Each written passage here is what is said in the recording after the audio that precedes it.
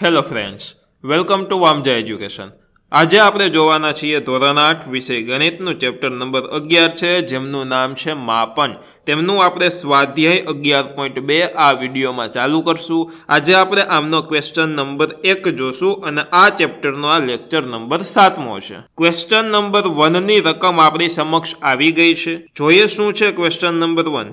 એક ટેબલની ઉપર સમતલ પાટિયું સમલંબ ચતુષ્કોણ આકારનું છે. અહીંયા આપણને ટેબલ દેખાય છે, એમાં એક આ પાટિયું છે. પાટિયાનો આકાર સમલંબ ચતુષ્કોણ છે. સમલંબ ચતુષ્કોણ કોને કહેવાય?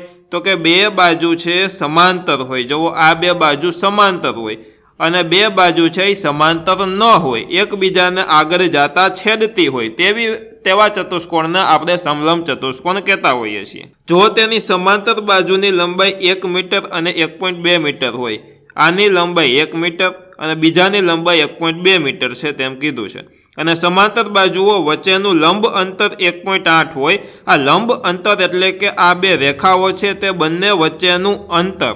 આમ સીધું અંતર માપીએ તો અહીંયાથી 90 અંશનો ખૂણો બને. આ 90 અંશનો ખૂણો બનતો હોવાથી તેમને લંબ કહેવામાં આવે છે, એટલે કે લંબ અંતર કહેવામાં આવે છે. એટલે કે આ બંને વચ્ચેનું લંબ અંતર 0.8 મીટર હોય તો આ ટેબલના પાટિયાનું ક્ષેત્રફળ શોધો.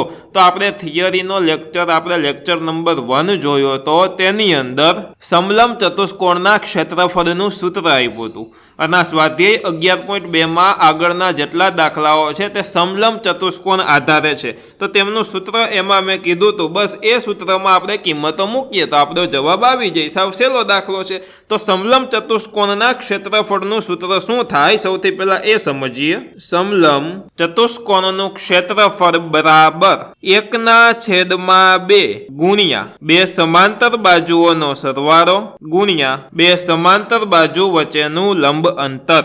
ફરી પાછું સૂત્ર સમજજો કે 1/2 ગુણ્યા બે સમાંતર બાજુઓનો સરવાળો. સમાંતર બાજુ કઈ છે આમાં? તો એક આ બાજુ અને એક આ બાજુ સમાંતર છે, આમ આગળ જતા એકબીજાને છેદે નહીં, એટલે કે આ બાજુ અને આ બાજુનો સરવાળો ગુણ્યા બે સમાંતર બાજુ વચ્ચેનું લંબ અંતર, એટલે કે આ બે સમાંતર બાજુ છે એની વચ્ચેનું જે અંતર છે, એટલે કે અહીંયા આ અંતર છે તે લંબ અંતર. અથવા તો આ લંબ અંતરને આપણે બીજી ભાષામાં, ટૂંકી ભાષામાં લખવું હોય તો ખાલી વેધ પણ લખી શકીએ છીએ.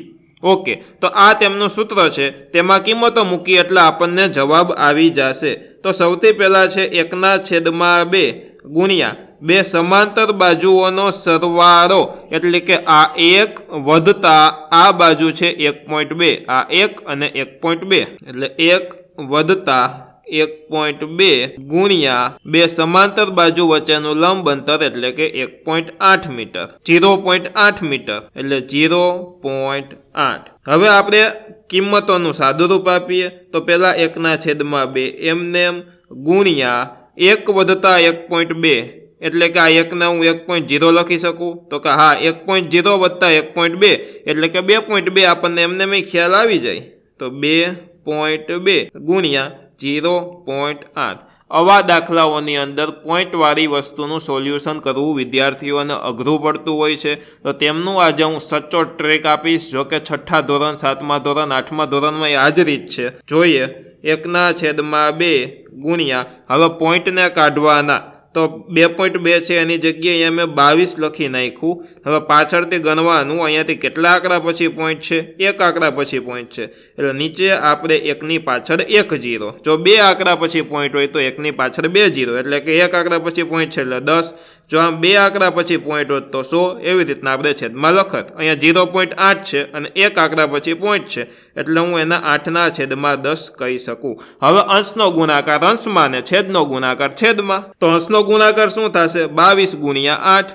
તો 22 ગુણ્યા 8 કરીએ તો 8 2 16નો છોકરો વધી પડી 1, 8 2 16 ને 1 17. શું આવ્યું? 176. 176 એકા 176. અથવા તો એમ કરીએ, ઉભા રહ્યો, શું કરશું? તો કે 2 11 2 22 છે, ઉડાડ નહીં ખા? તો કે હા.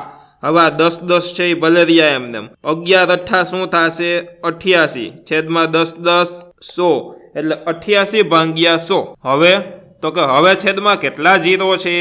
2 જીરો છે, એટલે 88 લખ્યા. હવે પાછળથી આગળ આમ 2 જીરો ગણી અને મૂકી દો. તો કે અહીંયા પોઈન્ટ હોય છેલ્લે, તો આ એક પોઈન્ટ આગળ ખસેડો, એક બીજો પોઈન્ટ, એટલે અહીંયા પોઈન્ટ આવશે 2 જીરો છે એટલે કે 0.88. અહીંયાથી એક પોઈન્ટ અને આ બીજો પોઈન્ટ ખસેડો. એકમ શું છે? તો કે એકમ અહીંયા બધી જ જગ્યાએ આપણે જોશું તો મીટર છે, એટલે અહીંયા પાછળ આપણે લખવાનું મીટર, અને ક્ષેત્રફળ હોવાથી આપણે મીટરનો વર્ગ લખવાનું રહેશે. તો અહીંયા આપણો દાખલો પૂરો થાય છે.